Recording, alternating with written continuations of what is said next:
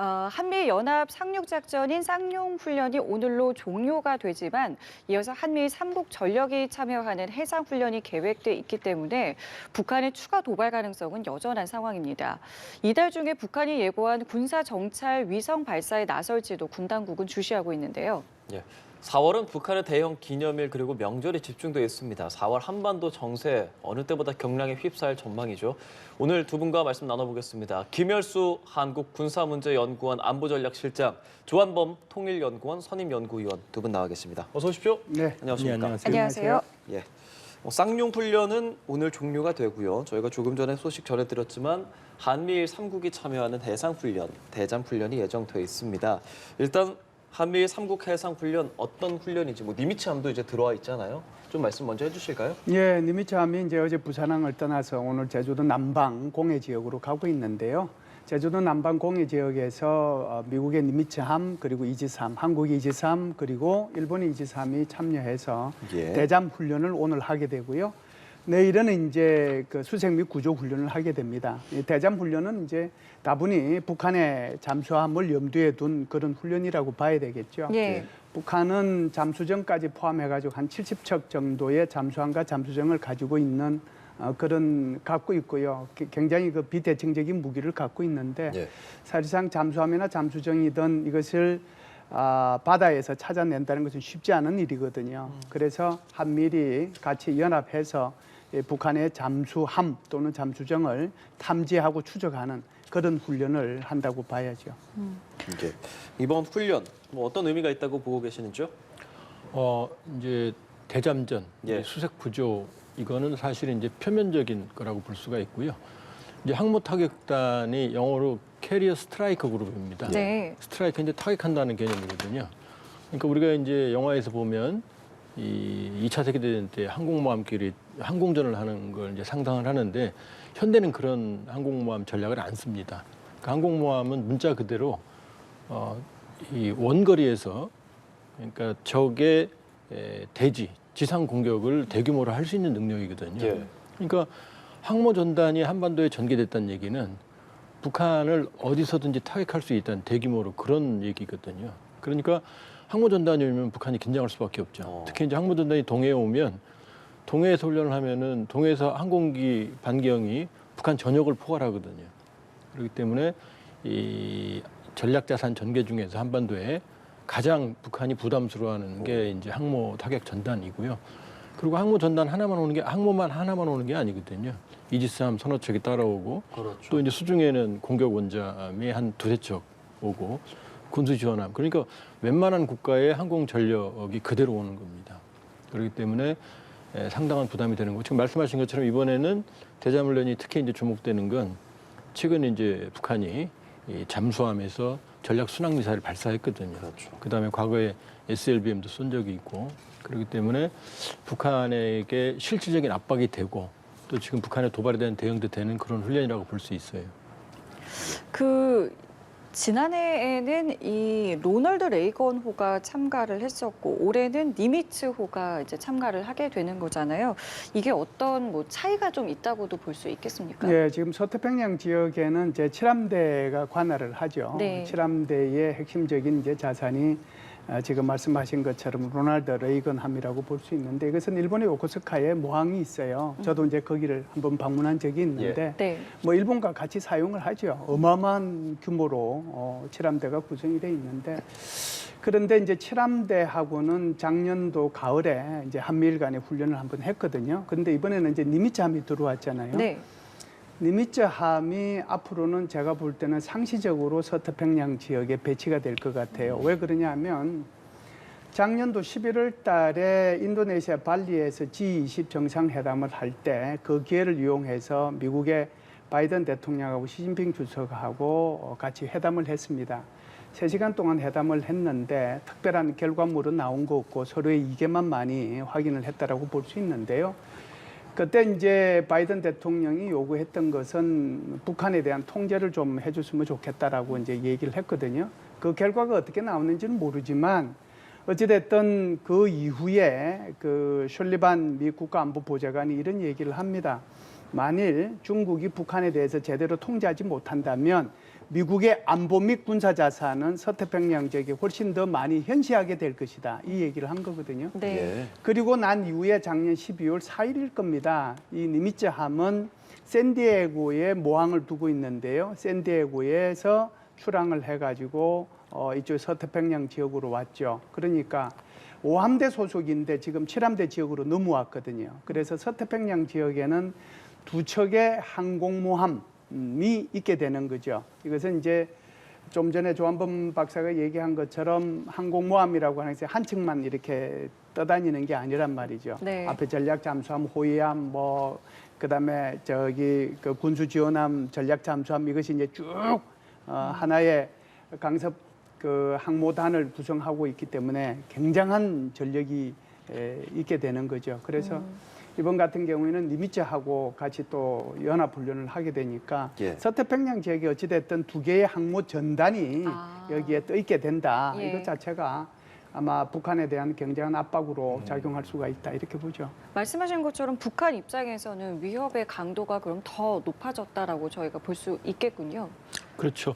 그러니까 쌍용훈련 이제 오늘 종료가 되죠. 예. 쌍용훈련만 해도 이게 4단급 상륙 훈련이거든요. 예. 그러면 북한은 이제 재력 전력이 한미에 비해서 압도적으로 딸려요. 네. 근데 그 중에서도 가장 취약한 부분이 해군력이거든요. 그러니까 북한은 전형적인 연안 해군력이고, 그러니까 김열수 실장님께서 말씀하신 잠수함 전력도 숫자만 많지 사실은 현대전에 적합하지 않은 그 로미오급이 주력이거든요. 그러면 북한은 해군력이 절대 열세인 상태에서 지금 니미츠 항모 전단이나 또 쌍용훈련 같은 4단급 상륙 훈련이 벌어지면 어디로 착륙할지 모르거든요. 네. 그러면 동해안에 여러 개의 사단 혹은 뭐 군단급 몇 개의 군단을 묶어두는 효과가 있거든요. 그리고 이 항모전단이 온다는 얘기는 그렇게 보면은 이제 북한 입장에서는 어디를 막을지를 이 방법이 없거든요. 그러니까 항모전단 자체에 대해서는 정말로 민감하게, 그러니까 B1B나 뭐 B52를 떠나서, 예. 그러니까 미국의 입장에서는 가장 강력한 이 한국에 대한 이 전략자산 전개, 예. 그다음에 확장 억제의 수단 중에 하나가 항모 전단이고, 북한에겐 실질적인 압박이 되고, 특히 이제 상륙 훈련이 이제 4단급으로 확장이 됐거든요. 이런 건 실질적인 이제 부담이 되죠. 그러니까 그동안 이 한미연합훈련, 쌍용훈련까지 예. 보면은 북한은 전시체제로 전환했어요. 보통 오후 방송을 하는데 오전부터 방송을 했고, 그다음에 계속해서 전쟁 영화, 그다음에 전시 동원, 그다음에 노병과의 대화, 예. 이런 그다음에 탄원, 이런 뭐 애국미, 뭐 이런 그런, 그다음에 이제 군에 대한 원군 이런 걸 특집으로 채웠거든요. 어제까지만 해도 그랬어요. 네. 그렇게 보면 북한은 우리가 생각하는 것보다 상당한 압박을 받고 있다 이렇게 봐야겠죠. 두 분 모두 다 이번 훈련 그리고 이런 항공모함이 전개되는 것에 대한 의미를 좀 짚어주셨는데, 그런데 작년에 이제 레이건호 들어왔을 때 레이건호가 나가고 나서 그리고 나서 북한이 일본 열도 이렇게 넘겨서 그때 중거리였나요? 이렇게 발사해서 레이건호 다시 들어왔었던 기억이 있거든요. 그래서 저희가 뭐 미사일 관련한 다른 또 훈련도 했었는데, 북한이 정말 이런 항공모함을 많이 두려워한다면 과연 그때 그랬을까, 뭐 이런 분석을 하시는 분들도 계시더라고요. 그게 두려워한다는 거하고 대응한다는 거는 차이가 있고요. 그래서 북한이 지금 한미연합훈련에 대응하는 것 또는 한미일훈련에 대응하는 것이 작년 가을을 분기점으로 해서 완전히 달라졌다라고 보는데요. 예. 그 말의 의미는 작년 가을 이후부터는 북한이 자신감을 가지고 이제는 나는 핵무기 보유 국가가 됐다. 이제는 두려울 거 없다. 그래서 이 자신감을 바탕으로 여기에 대응한다는 거거든요. 과거에 이제 한미훈련이나 한미연합훈련을 하게 되면 주로 그 훈련을 하기 전이나 훈련 끝나고 난 뒤에 북한이 도발을 하곤 했어요. 그런데 이제 그것이 작년 가을부터 완전히 달라졌다고 보는데요. 이번에 그 우리가 FS 훈련할 때도 보면은 북한이 엄청나게 많은 도발을 했잖아요. 그건 뭐 이루 셀 수 없는 도발을 하고 새로운 무기들을 다 이렇게 공개하고 했는데 이제는 이제 두려워하지 않고 정면으로 대응하겠다라고 하는 거거든요. 그래서 오늘 내일 한미일 훈련을 하는데 이거 그냥 넘어갈 거냐? 제가 볼 때는 어떤 형태로든지 북한이 도발할 거라고 봅니다. 그렇기 때문에 네. 그것이 이제 SRBM을 쏘든지 그렇지 않으면 전략순항 미사일을 쏘든지 해일을 다시 한번 뭐 이렇게 쏘든지 어떤 네. 형태로든지 간에 우리는 여기에 대응하고 있다, 눈 뜨고 있다라고 하는 것을 북한이 아마 도발로서 보여주지 않을까라고 생각을 합니다. 자, 그런 가운데 최근에 이제 위성 사진에 영변 핵시설의 활동이 좀 포착이 된 부분이 보도가 됐어요. 지금 좀 어떻게 분석을 하고 계신지요? 그동안 우리가 이제 그 핵실험 착시 현상에 사로잡혀 있었어요. 그 착시 작년 3월부터 예. 핵실험을 언제 하느냐, 임박했다, 하면 큰일 난다 이런 생각만 해왔거든요. 예. 근데 북한은 이미 6번 핵실험 했거든요. 2006년부터 17년까지 무려 11년간 각종 실험을 다 했어요. 폭발, 위력 증가, 소형화, 경량화, 수소폭탄, ICBM 탄도 핵탄 다 했거든요. 네. 앞으로도 북한은 핵실험을 할 필요성이 있어요. 미국은 1000번 이상 했거든요. 왜냐하면 그거는 핵탄두의 신뢰성을 검증하고 새로운 무기를 이제 시험하는 거거든요. 근데 북한의 입장에서는 이미 기본적인 실험을 마쳤거든요. 그럼 남는 건 핵탄두를 증가시키는 거예요. 무기 보유량을 늘리는 겁니다. 그러니까 지금 7차 핵실험은 그렇게 급하지가 않아요. 생각보다. 근데 우리는 그것만 쳐다본 거죠. 근데 김 위원장이 말했거든요. 지난 연말 전원회의에서도 핵탄두 양을 기하급수적으로 늘려라. 예, 예. 최근에도 당중앙군사에서 말했어요. 예. 핵물질과 핵탄두를 늘리라고. 그 얘기는 뭐냐면 기존에 가지고 있는 핵 무기의 양을 늘리겠다는 거예요. 그러면 가장 중요한 게 핵물질이거든요. 그러면 핵물질은 만드는 방법 두 가지거든요. 그냥 천연 우라늄을 농축시키는 방법, 고농축 95%, 90% 이상. 이건 안 보여요.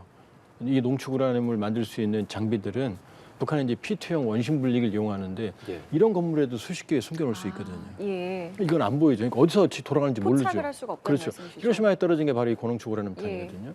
근데 이제 영변은 뭐냐면 이 연료봉을 쓰고 나면 남은 걸 재처리하면 나오는 게 플루토늄이거든요. 근데 영변은 하나밖에 없거든요. 예. 이건 눈에 보이거든요. 네. 그냥 고농축 우라늄은 우리가 모르지만 재처리하는 건 우리가 이 대기 중에 포집을 하면 알 수가 있어요. 미량의 원소들이 나오니까. 그러니까 일부러 했다는 것보다는 지금 전방위적으로 핵물질을 늘리고 있는 과정인 거예요. 보든 말든. 그러니까 뭐 일부러 보여줬다 그렇지 않습니다. 지금 계속해서 김정은 위원장의 1호 명령으로 핵물질을 늘리라는 지시가 이미 떨어졌고 네. 그 과정의 일환으로 봐야 돼요. 그러니까 지금은 핵실험은 안 하지만 조용하게 북한은 핵 능력을 고도화하고 있다. 거기다 한국을 공격할 수 있는 단거리 미사일을 지금 실전 배치했고 가상 공격하는 훈련하고 있거든요. 네. 그러니까 지금 이 상황에서도 핵 위협은 커지고 있다고 봐야 돼요. 유감스럽지만. 예. 북한의 핵 활동 관련한 징후들은 계속 나오고 있기 때문에 우리 입장에선 너무 주목해서 봐야 하는 내용이기는 한데요. 약간의 착시가 있다는 말씀도 해주셨습니다. 실장님 의견 어떠십니까? 북한이 그 영변에 가지고 있는 그 핵 뭐라고 할까요? 시설이 크게 네. 보면은 네 가지가 있어요. 하나는 이제 소련에서 지어준 그 원자로, 이제 실험용 원자로죠. 그게 하나 있는데 이것은 이제 폐쇄가 됐어요. 오래돼서. 두 번째는 이제 5메가와트급, 우리가 이제 워낙 잘 아는 거잖아요. 5메가와트급이 하나 있고, 하나는 200메가와트급이 하나 있었는데 이거는 이제 결국은 뭐 건설하다가 중단이 됐고요. 예. 지금 이제 문제가 되고 있고 38노수에서 이걸 계속해서 이제 보여준 것이 바로 30메가와트급 실험용 경수로입니다. 이게 지금 이제 거의 완성 단계에 있다라고 하는 것을 보여주는 거거든요. 예. 그러면은 이게 이제 조한범 박사가 말씀하신 것처럼 결국은 핵무기를 기하급수적으로 늘려야 되면은 핵물질이 있어야 되는 거잖아요. 네. 그 핵물질은 결국은 이제 고농축 우라늄이거나 그렇지 않으면은 플루토늄인데 네. 고농축 우라늄은 뭐 지하에서 하는지 어디서 생산하는지 뭐 안 보이니까. 근데 30메가와트급 이 실험용 경수로는 보이잖아요. 위성 사진으로 다 찍을 수 있잖아요. 네. 거기서 플루토늄 생산해낼 수 있잖아요. 그걸 일부러 보여주는 거죠. 그래서 아마 기하급수적으로 생산해라. 그다음에 생산 물질을 확 늘려라 하는 것도 30메가와트급 실험용 경수로의 완공이 이제 거의 다 다가왔기 때문에 이것과 직접적으로 연동돼서 이 얘기를 하지 않았느냐. 그렇게 되면은 북한은 결국은 이제 이 김정은이가 얘기한 것처럼 핵무기를 기하급수적으로 그게 플루토늄탄이든 우라늄탄이든 네. 늘릴 수 있는 핵물질을 확보하게 되는 것이죠. 북한이 또 최근에 전술 핵탄두의 실물을 공개를 했잖아요. 물론 이게 진위 여부가 판단이 돼야겠습니다만은 일각에서는 이게 이제 전술 핵탄두가 아니라 이제 모든 핵탄두의 이제 호환성이 높은 핵 모듈이다, 모듈일 수도 있다라는 분석도 있는데요. 이 부분에 대해서는 어떤 의견 갖고 계시는지요? 그 그림이 지금 준비되는지 모르겠습니다만 김정은 위원장이 예. 시찰하는 화산 30일 그걸 예. 보면 함께 보시죠. 원래 핵탄두를 그렇게 보관 안 해요. 지금 나오고 저렇게 뭐 있는 옆에 그 액자까지 걸어놓고 저건 무슨 초등학생들 그 전시실 관람실이지 저렇게 핵탄두 저렇게 보관 안 합니다. 예. 그 옆에 앞에 또 미사일까지 보관해놓고 예. 저거는 전시용. 이고 실제 예. 핵탄두는 저런 식으로 보관 안 합니다. 그리고 또 하나는 뭐냐면 전 세계에서 저렇게 핵탄두를 표준하는 국가는 없어요. 그렇습니까? 예, 미국도요. 미국은 냉전기에는 수십 개의 핵탄두 종류가 있었고 B 계열은 뭐냐면은 항공 투하폭탄, 범의 약자입니다. 예. 지금 이제 B61, B83 두 종류가 대표적인데, 그다음에 W는 뭐냐면은 워헤드, 핵탄두입니다. 저게 이제 핵탄두죠. 예. 저것도 지금 미국은 6개에서 한 10여 종까지 유지하고 있거든요. 그러니까 천하의 가장 강력한 핵탄두 핵 국가인 미국도 10여 종 가까운 핵폭탄과 무기를 운영을 하는데 지금 북한은 다 모든 걸 통일했다고 그러거든요. 과거에는 핵탄두의 내부를 보여줬어요. 실험을 할 때. 수소폭탄이나 그러니까 융합탄이나 분열탄. 근데 지금 껍데기거든요. 그러니까 물론 무시하면 안 되지만 예. 저 정도로 모듈화 시켰고 표준화했다고 그러면은 중국보다 훨씬 기술이 앞서는 겁니다. 중국도 저기까지는 따라가지를 못해요. 그러니까 언젠가 저렇게 하겠다는 목표지. 네. 저게 지금 북한이 가지고 있는 각종 탄두에 모두 장착을 한다. 그거는 현재로서는 그냥 본인들의 희망사항일 뿐이고, 두 번째는 북한이 소형화, 경량화 핵실험한 게 2013년이거든요. 예. 근데 그 뒤로는 저렇게 만드는 핵탄두를 터뜨려 본 적은 없어요. 그러니까 저렇게 만들었다 하더라도 저걸 실제로 터뜨려서 위력을 확보하고 수없이 터뜨려서 검증을 해서 신뢰성을 확장을 해야 되거든요. 네. 이건 한 번도 안 해봤어요. 그러니까 걱정은 하고 우려는 해야 되지만 네. 그러나 지금 저렇게 보여주는 거는 지금 저 보여주면 다 전시하는 거지 실제 저렇게 네. 안 하거든요. 그렇게 볼 수 있습니다. 저게 화산 31이라고 하잖아요. 그 전에는 이렇게 핵탄두 공개하고 나서 5차 때도 그렇고 6차 때는 정말 공개하고 바로 핵실험을 했기도 했었고요. 이번에도 이렇게까지 공개해놓고 별다른 언급도 없어서 사실 우리가 보기엔 계속 도대체 무슨 생각을 하고 있는 걸까? 이렇게 보여주기까지 하고 전시까지 해놓고 자꾸 이런저런 추측만 하게 되거든요. 말씀하신 것처럼 5차 핵실험 같은 경우에는 3월 달에 저기 동그란 원형 저기 모형 그거 예. 보여주고 나서 한 6개월 있다가 9월 달에 5차 핵실험을 했고요. 6차 핵실험은 장구 모양 보여주자마자 바로 그랬었죠. 6차 핵실험을 했죠. 그런 차원에서 보면은 지금 저기 화산 31 모형을 보여줬다는 것은 곧 이제 북한이 7차 핵실험을 하지 않겠느냐라고 하는 것을 이제 암시할 수도 있는데요. 네. 그게 이제 아까 우리 조한범 박사님 말씀하셨지만 사실상 작년 3월 달부터 지금 뭐 1년 넘게 계속해서 북한이 7차 예. 핵실험 할 거라고 얘기하고 있는데 아직까지 안 하고 있잖아요. 그래서 저것이 이제 어떤 패턴을 그대로 따라가느냐, 그렇지 않으면 또 다른 정치적으로 고려할 요소가 있느냐, 예. 그렇지 않으면 저거 보여준 저 자체로서 의미를 두느냐 이런 차이는 있을 거고요. 그런 차원에서 보면 두 가지만 제가 말씀을 드릴 수 있을 텐데, 하나는 정치적 차원을 고려한다라 보면 중국의 압박이 여전히 어느 정도의 요성을 갖고 있지 않는가. 그래서 중국이 뭐 ICBM까지는 모른다고 하더라도 7차 핵실험을 할 경우에는 더 이상 안전보장이사회에서 북한을 두둔할 명분이 사라진다라고 얘기했을 수 있다. 예. 그런 차원에서 이것을 좀 늦추는 면이 있다라고 볼 수 있는 거고요. 또 하나는 지금 화산 31을 이제 보여줬잖아요. 네. 보여줬으니까 이렇게 얘기하는 거죠. 우리는 소형화, 경량화 다 했고 이제는 표준화, 규격화까지 했다. 표준화, 규격화했다는 것은 대량 생산한다는 거잖아요. 그렇죠. 그러니까 표준화, 규격화의 의미를 다른 말로 하면은 모듈 하거든요. 예. 그래서 그 모듈 가지고 이거 가지고 뭐 KN-23 또 KN-23 개량형, KN-24 600mm 방사포, 그다음에 화살 1형, 화살 2형, 그다음에 해일, 그다음에 저기 전술 유도 무기 이 8종류의 우리 다 이거 그냥 모듈력으로 집어넣기만 하면 된다라고 하는 것을 보여주는 거죠. 예. 근데 저것이 이제 얼마만큼 실체적 진실에 가까우냐 하는 것은 정부 당국의 몫이라고 저는 생각을 해요. 그럼에도 불구하고 지금 북한이 저렇게 전시성으로 보여준 것을 우리가 그냥 이거 그냥 전시적으로 그냥 전시성으로 초등학생한테 보여주는 것처럼 이렇게 보여줬다 이렇게 생각할 것이 아니라 좀 더 저것이 가능성이 있을 수도 있겠구나 그런 생각을 가지고 접근해 볼 필요는 있습니다. 단 지금 저걸 보면 예. 대충 직경은 한 50cm고 길이는 한 8, 90 정도 되잖아요. 그런데 제가 좀 전에 8가지의 서로 다른 종류의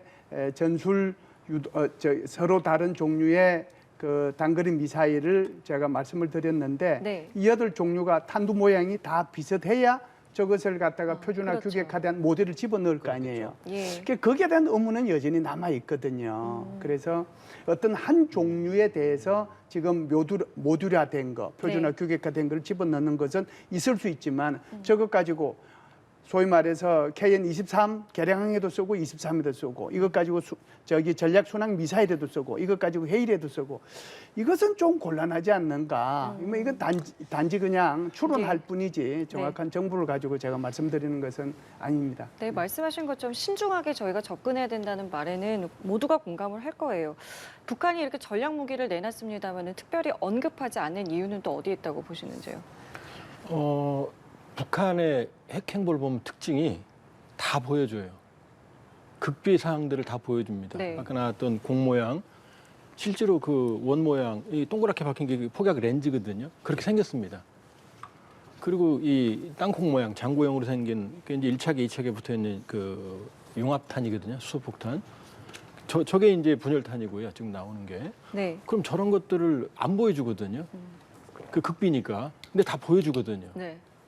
그러면은 북한의 의미는 뭐냐면은 지금 자기들이 가지고 있는 능력을 최대한 보여주는 건 뭐냐면은 그러니까 건드리지 말라는 거거든요. 그러니까 무모한 도발을 하는 것처럼 보이지만 사실은 지금 교묘한 여러 가지 셈법이 있어요. 한번 지난해 10월부터 아주 집중적인 도발을 했죠. 예. 울릉도 앞바다에 미사일 쏘고 자기들 표현으로는 울산 앞바다에 전략순항 2발을 쐈다고 그러고 뭐 본인들 주장으로는 500여 개 항공기를 띄웠다고 그러고 각종 미사일을 발사했죠. 그때는 9.19 합의를 수시로 위반했습니다. 예. 그런데 무인기 침범 지난해 12월 26일 이후에 윤 대통령께서 9.19 협력정지 합의 협력정지 검토하라 그 뒤부터는 단 한마디도 구역에 대한 얘기도 없고 지금 도발 많이 하고 있지만 한 번도 9.19 합의 위반한 적은 없어요. 그러니까 9.19 합의 정신은 위반했지만 9.19 합의의 그 문구를 위반하지는 않았거든요. 왜냐? 9.19 합의가 깨지면 본인들이 더 불리하거든요. 그동안 재미 많이 봤거든요. 그러니까 저런 이 어떤 여러 가지 어떤 그 북한의 도발은 사실은 무모한 것처럼 보이지만 상당한 셈법이 있다. 상당한 셈법이 있고. 예. 그러니까 지금 모든 무력 시위는 과시형입니다. 왜냐하면 작년에 한번 해봤더니 힘들거든요.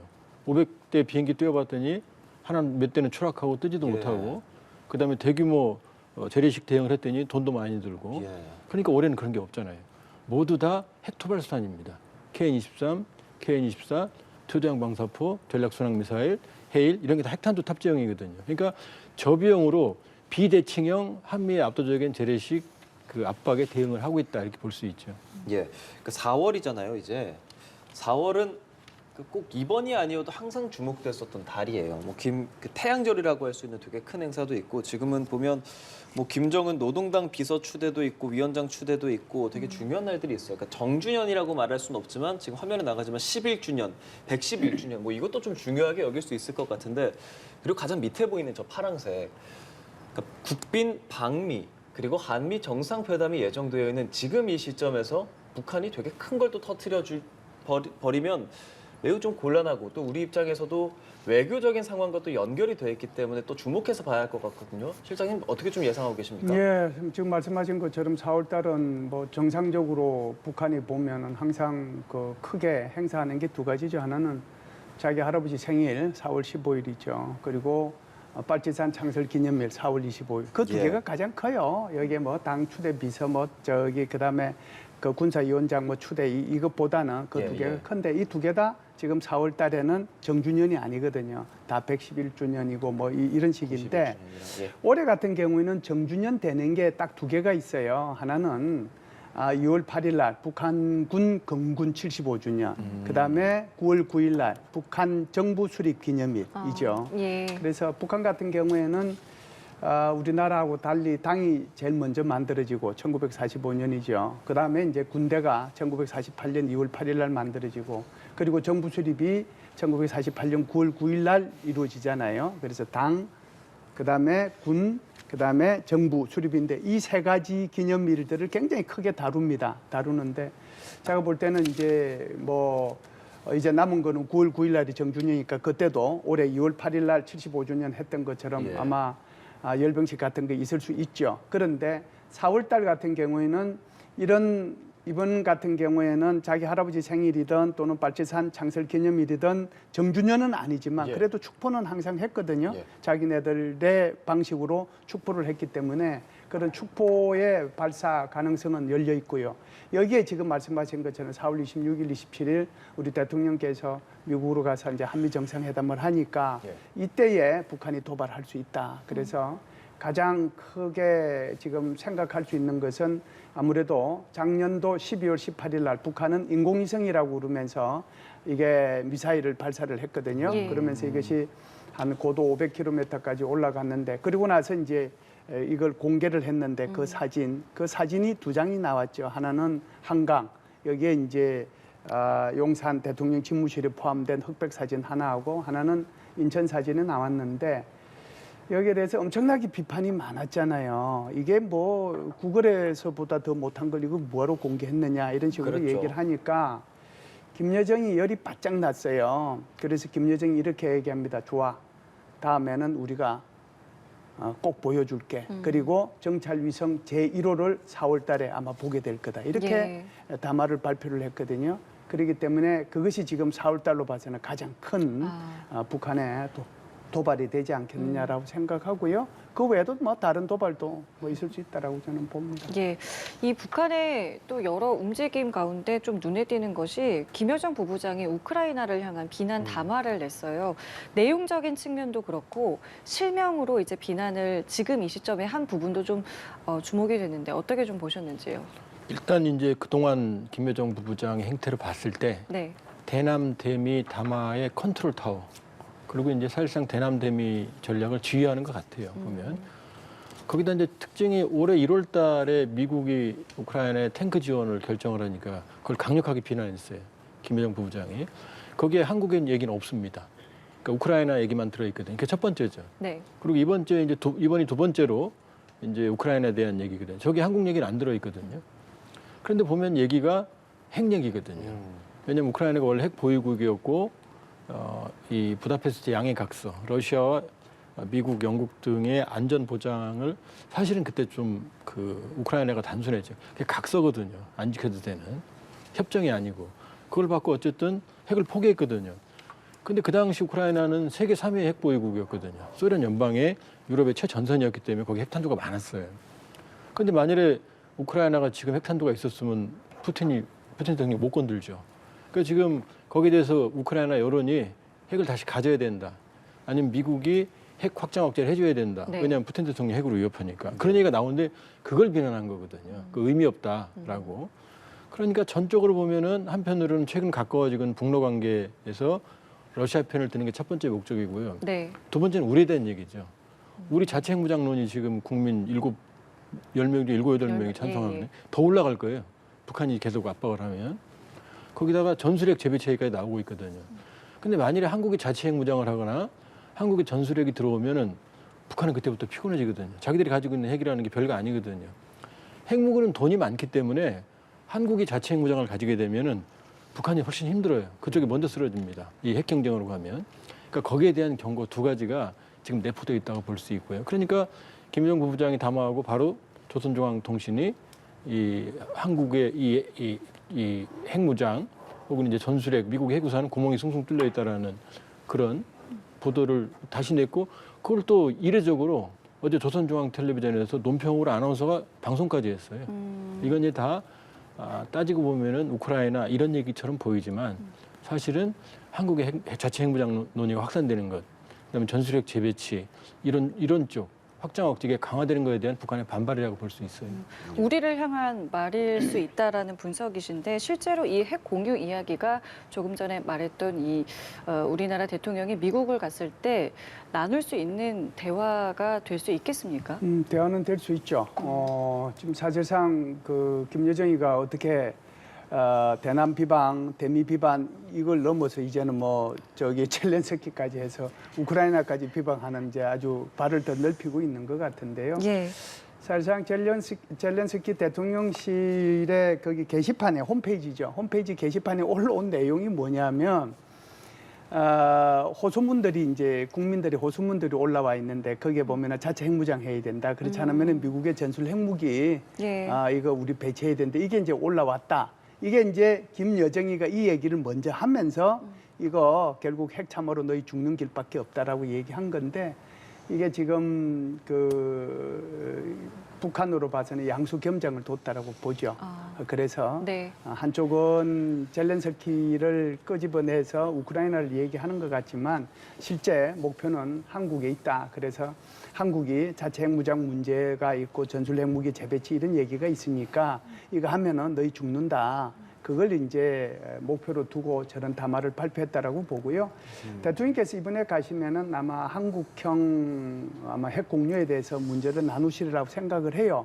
예. 사실상 나토형 뭐 핵 공유라고 하는 것은 지금 나토 국가들 중에서 독일, 이태리, 벨기에, 뭐 네덜란드, 튀르키예 이 5개 나라에 5개 나라 6개 기지에 한 150개 정도의 전술 핵무기가 배치돼 있거든요. 예. 그걸 가지고 이제 MPG라고 하는 핵기획 그룹을 통해 가지고 기획하고 계획하고 훈련하고 한단 말이죠. 네.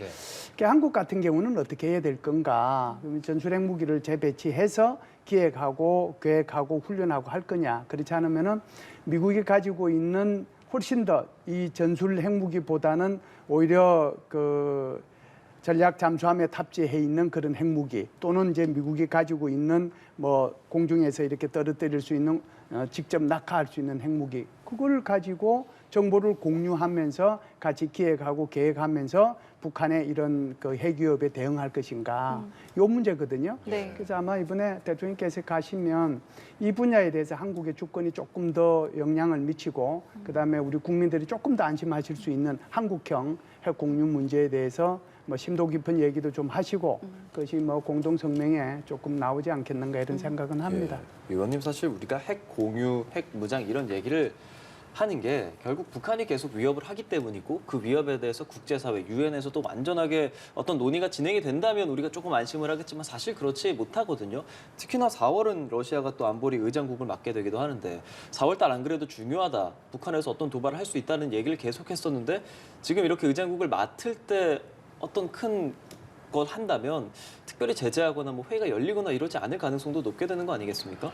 지금 안보리는 사실상 식물인간 상태죠. 중로 때문에, 예. 우크라이나 전쟁 때문에, 미중 전략 경쟁 때문에 거기 기대할 수 없어요. 그리고 지금 김열수 실장님 말씀하셨지만 이번에 한미 정상회담에서 상당히 진전된 확장 억제안이 나와야 돼요. 예. 왜냐하면 대한민국은 지구상에서 유일하게 북한은 수시로 한국을 공격하는 핵 모의 공격 훈련을 하고 있거든요. 이런 사례가 이게 처음이에요. 유럽도 푸틴 대통령이 우크라이나를 잠재적으로 위협하지 직접 핵 공격 훈련 안 하거든요. 근데 북한은 시간 나면 그때마다 남한의 주요 항구 비행장, 주요 도시를 군사 기지를 핵탄두로 공격하는 훈련을 수시로 하고 있어요. 예. 그럼 한국이 가장 위험합니다. 유럽보다 핵 공유 정책을 시행하고 있는 핵 기획 그룹을 운영하고 있는 나토보다 훨씬 더 위험한 게 한국이거든요. 그럼 미국이 여기서 책임 있는 조치를 취해줘야 되는 거죠. 그러니까 한국형 핵 공유, 네. 한국형 핵 기획 그룹 아니면 이것에 상응하는 신뢰성 있는 조치를 취해줘야 되는 거고 지금보다 조금 진전돼 갖고는 안 돼요. 그걸로 국민적인 어떤 우려를 해소할 수가 없어요. 지금 국민 중에 7명, 8명이 자체 핵무장 하자는데 맘먹으면 할 수 있죠. 그런데 이건 부담이 너무 크거든요. 한미동맹도 흔들리고 전술핵 배치 이건 또 긍정적인 면도 있지만 부정적인 면도 너무 많거든요. 그러니까 관건은 미국이 한국 국민이 신뢰할 수 있을 만큼의 강력한 확장 억제, 한국형 핵 공유, 한국형 핵 기획 그룹 아니면 다른 형태의 등가문을 제시해야 된다. 그리고 그런 얘기들이 이번 한미 정상회담에서 우리 측에서 강력하게 제기될 필요가 있어요. 알겠습니다. 저희 오늘 두 분 말씀은 여기서 마무리 짓도록 하겠습니다. 지금까지 김열수 한국군사문제연구원 안보전략실장, 조한범 통일연구원 선임연구위원과 함께했습니다. 두 분 고맙습니다. 말씀 잘 들었습니다.